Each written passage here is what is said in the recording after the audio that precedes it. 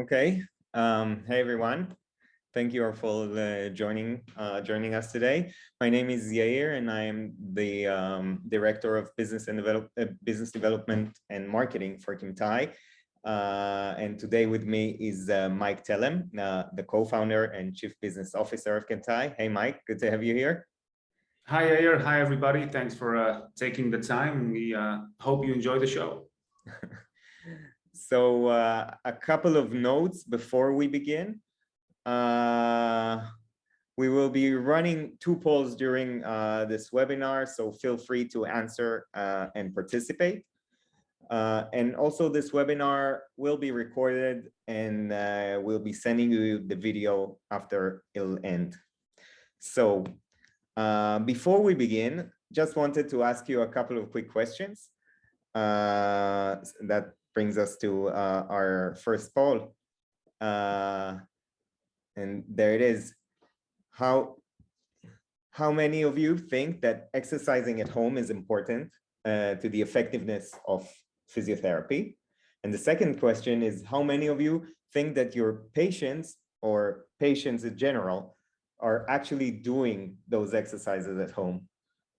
Take your time to answer the 2 questions, and in a minute we'll discuss the answers. All right. So we see, like, the results that we see, that everybody, 100%, everyone thinks that exercise at home is important for the effectiveness of physio. And like I suspected, most of you, 67%, thinks that only a few are actually doing it at home.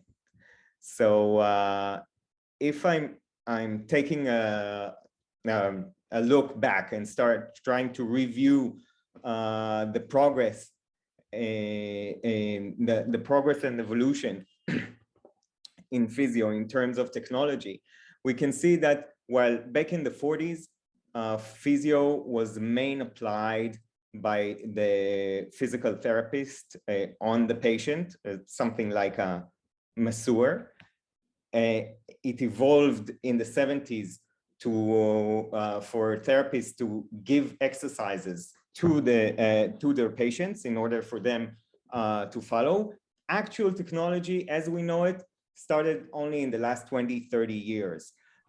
In the early 2000s, we see the entrance of robotics to physio, in the field of robotics, that helps many physiotherapists to teach patients how to walk and move. A decade later, we see the entrance of video games and VR. Patients were coming to the clinic and had the ability to do, and still have the ability to do, exercises in front of screens using all kind of gamification methods to gamify their exercises. And also in those years started the use of wearables, which I'm sure everybody here knows and may be using, like the Apple Watch and the Whoop and the Fitbit, that measures all kind of metrics of our moves. In the last years, especially during the pandemic, we see the rise of telehealth, also in physio. And although telehealth is a huge leap forward, all of these methods still require an actual therapist to be in these calls. Sorry. And also then his ability to detect my full mobility capabilities are quite limited. So although technology has progressed, when we deep dive to the daily physio routines we are given to do at home, we see that very little has changed. The quality of the treatment and the time it will take relies mainly on the therapist that is in front of you or me. If back in the days, we used to get a PDF or just a piece of paper from the printer that the therapist gave us with exercises, to practice at home. Today, we get videos. Both of them are unguided, and no one knows, including me, if I'm doing them right or wrong, or if I do them at all. So these routines cannot be adaptive. They get adapted, and they only get adapted and tweaked on my next meeting with my therapist, which is usually takes time. So this is one thing we see. The other possibility is if I'm trying to fix myself alone and do it at home. So usually I'll feel some kind of pain and I'll look it up online. I'll probably end up on YouTube, again, trying to follow some video that is unguided, don't know if I'm doing it right or wrong, and I have no feedback while I'm doing it. I'm also risking myself by injuring myself if I'm doing it wrong while I'm trying to fix my problem. There is now a higher layer of personalization that we can see today, which belongs in all kinds of physio apps that there are on the market, that upon my onboarding will ask me questions about myself and the pain I feel in order to generate a routine that might fit my profile. Is it monitored? Do these apps know if I did it correctly or if I did it at all? Does the routine adapt to my capabilities or skills? Not yet. So if I'm trying to summarize the current physio home routine that we have, so first of all, it requires an assessment with an actual therapist in his clinic. Probably there we will be given some exercise to do at home, but again, no one sees if we do it properly or if we do it at all. And what if these exercises doesn't fit us? The plan will be adapted and modified only on our next meeting with the therapist, which can take sometimes a week, sometimes even more. Luckily, a new technology has emerged and came for our help. And I think that this is the time to ask Mike, who has been in computer vision for the last few years, to tell us a little bit more about it. Thanks, Yair.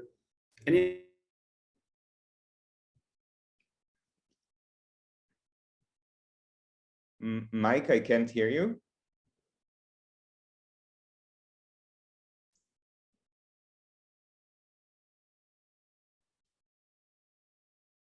Still can't hear you. So you continue. Okay, now I hear you well. Okay, my apologies for that. Maybe something on the internet. I was about to let you complete the whole presentation. So as I was starting to say, first of all, thanks for the intro. And we're seeing how many physio brands want to get into adaptive personalization, and computer vision can seriously help with that.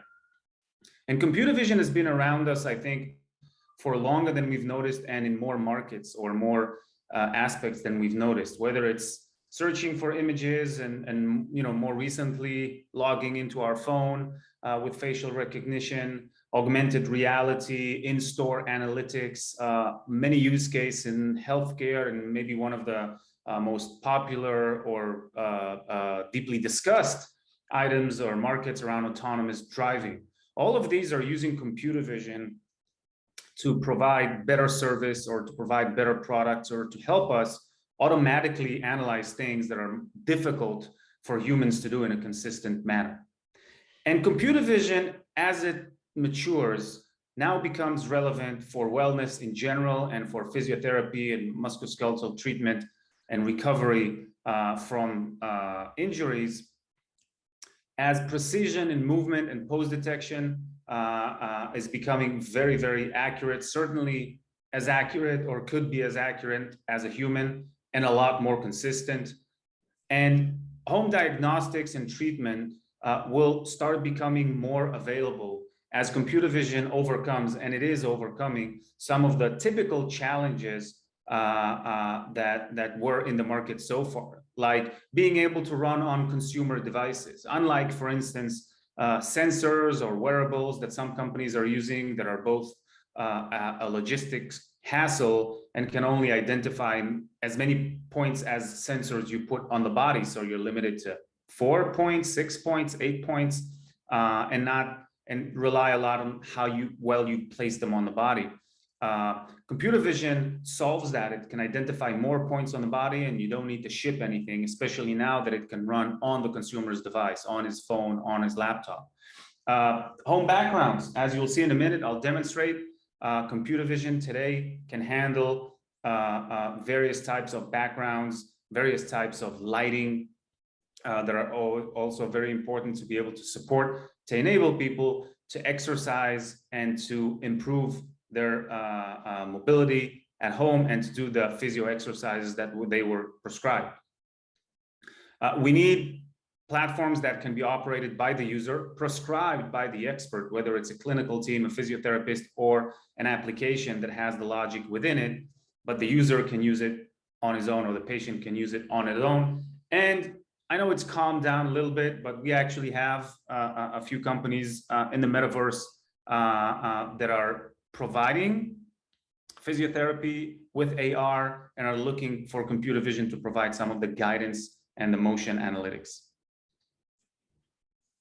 And before I dive just a little bit deeper into how computer vision can power adaptive personalization, let's understand what is the actual experience of using a computer vision platform. And given the fact that, as you can see, we are from Kemtai, it'll be the easiest for me to use our platform. I'll show you two very quick examples, one of a shoulder exercise and the second of a brief assessment of my range of motion in my shoulder. So let's put the chair here, and you should be able to see my screen. Yair, can you let me share screen? Yeah. Here I go. So we're not going to show the FMS this time. We will show one of our rehab demos.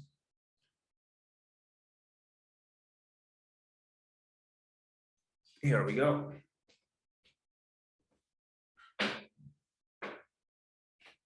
Place your device so that you can see your full body in the screen. That's the spot. Now let's start. Shoulder flexion. 3, 2, 1, go. You have bent your right elbow too much.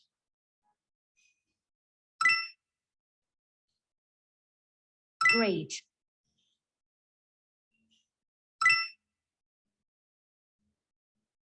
Raise your right arm higher.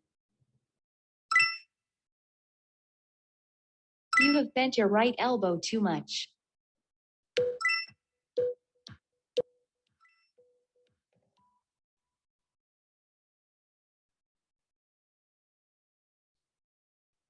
Shoulder external rotation. 3, 2, 1, go. Bring your right hand higher. Amazing.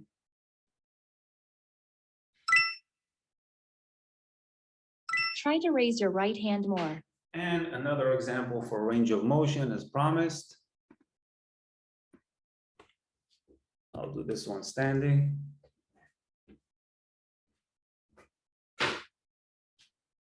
Notice, and it will measure the maximum extension that I'm able to do.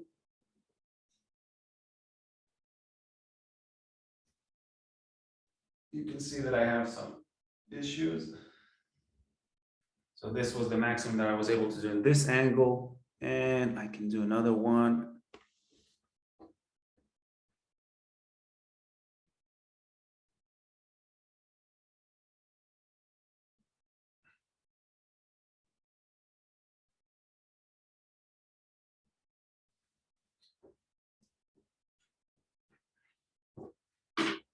So let's go stop sharing. So what you were able to see here is how the computer vision platform was able to identify me using a regular computer, identify my motions. Yeah, we can go back to the deck now, and provide me with real-time feedback and with data. So this means that not only am I understanding what I'm doing right now, I'm getting guidance as to how to do it better, as if a therapist was right here with me, and I'm getting scored. And this score can be displayed in many variations, but it's so important because then I can understand my progress. I can see my improvement. And a lot of adherence to physiotherapy exercises is about seeing progress, even if it's very small progress in small percentage points. Understanding that I'm getting somewhere after a week or two of exercising is extremely important. And computer vision for physiotherapy, just go back to that other slide for a second, please. Computer vision for physiotherapy can be used for digital assessments of range of motion, of the FMS, like a functional movement screen, or any other types of assessments to be the base for a program or a plan, or some sort of filter between who needs to see a therapist or not, and also as a way to track progress. So if I do the same assessment at the beginning of the treatment, and then every other week, I can start seeing my progress. And it obviously provides a very interactive and guided session for me, so I can see what I'm doing and the data that it generates. So Mike has done 3 out of 4 exercises, and he's done them at this performance level. This information can be shared with the therapist or with the clinical team. So they can, like Yair mentioned, not wait for the next meeting in 2 weeks, but either automatically or manually update my plan to adapt it to what I need to do. So that is not real-time adaptive personalization. That is regular adaptive personalization, where based on my performance on today's sessions and maybe my sessions the whole week, you can change my plans because I'm doing better than expected, or because I'm not doing so well, or because certain things I'm having issues with, and you can update my plan based on that. Suddenly you have that data. It's not just, well, Mike clicked play on the videos we sent him, but that's all we know about it.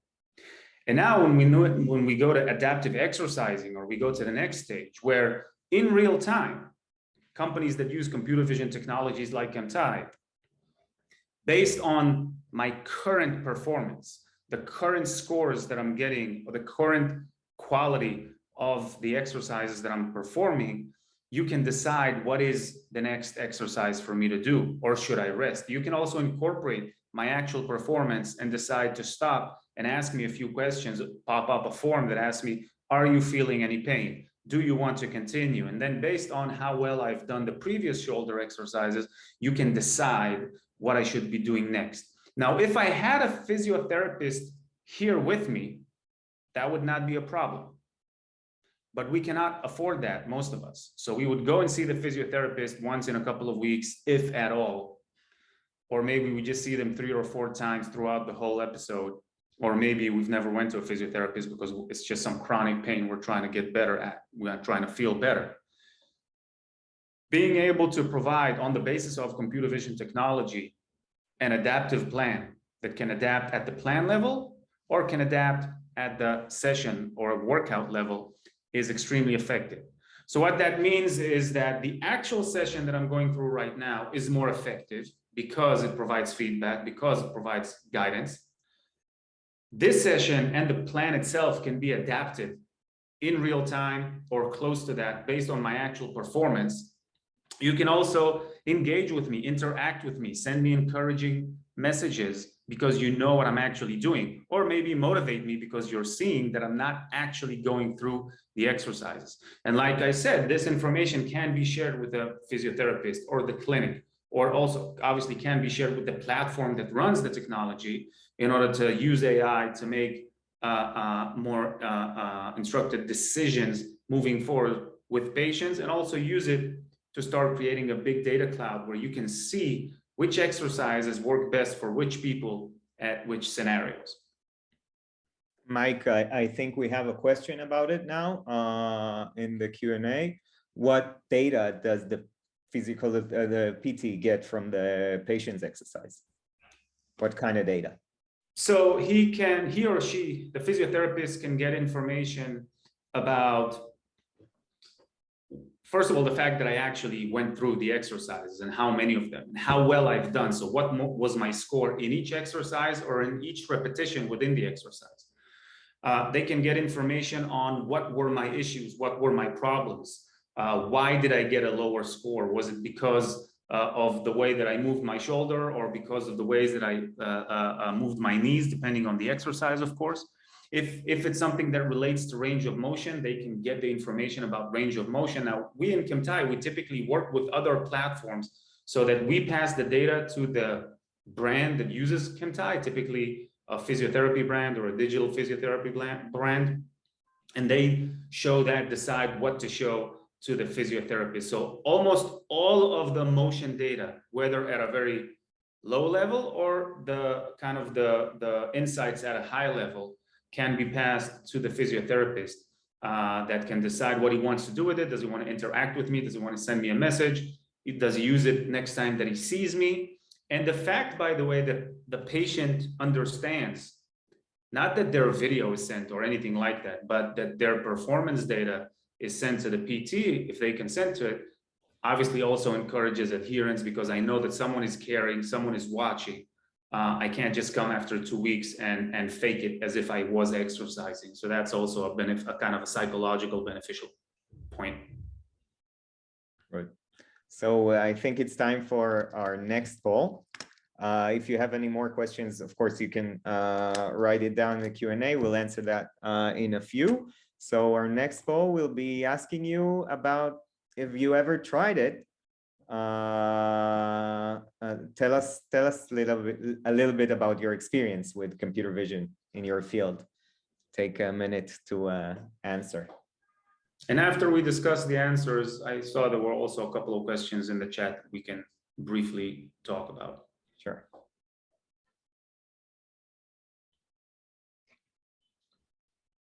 Okay, we're good. I think so. Most of our audience here are either most of our audience here wish to implement it for their businesses, still didn't try it.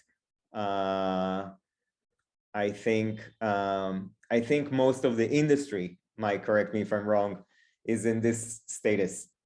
Well, computer vision is a relatively, or the fact that computer vision has matured enough is a relatively new fact. The more advanced companies have been using sensors, obviously with a plethora of challenges with using sensors. We've discussed it briefly, but I'm pretty sure that the market is moving towards computer vision. We've seen some acquisitions. We've seen some of the bigger players hinting that they're going there, and I'm sure the rest of the market will follow. And I'll talk about the important things to consider about computer vision. We do have a couple of questions here. One is, how is the patient's privacy kept? So nothing is recorded and nothing is sent to the cloud. All of the processing in Kemtai is done on the patient's device. So there are no privacy issues in that aspect. And if anything is being sent in order to share with the PT, obviously it's based on the patient's consent, and it's only anonymized performance information. Kemtai itself doesn't actually know who the patient is. And another question, is there a dashboard to assign home exercise programs to PTs and review the information? And have we used this program with the new Medicare codes for RTM, for remote treatment? So Kemtai, like I mentioned, Kemtai typically works with other platforms that embed our technology. They're using or working according to the Medicare codes. I'm not an expert on that, so I don't want to speak too much about it, but yes, it's very relevant to that. And some of them, the ones that do work with PTs or clinics, leverage our APIs to offer the clinic a wide library of all exercises. We support more than 550 exercises, and they open them up and enable the PT to assign, to click a few, to choose exercises that fit this patient. And then when the patient goes home, it's ready for them in our partner application for them to actually exercise. Cool. So let's move forward. And there are many use cases. Obviously, right now we're focused on physiotherapy, MSK, etc., for remote care, but also for standardized assessments. Home fitness is another, and I think a lot of physiotherapy companies are now starting to think, if not already doing so. Okay, you finished the treatment for your shoulder issue, for instance, to continue that example, but we don't want to let you go now. We're now going to continue and provide you with more fitness-oriented programs that reflect the injury that you had and the treatment that you went through. And we continue having you as a member, as a customer, and we continue taking care of your health. And other areas are corporate wellness and hybrid fitness. No need to go deep into those. In terms of key elements in computer vision, and this is relevant, for Kemtai or for any other platform that you consider using, you wanted to have multiple data points. Kemtai, for instance, measures and analyzes and detects 44 data points on the body. We're actually working on even more than that, including the spine. And that's very important because it means that the feedback is more relevant and more accurate, and that you can support many more exercises, hundreds, as I mentioned. You want it to be a software platform so that you're not limited to specific hardware, specific device.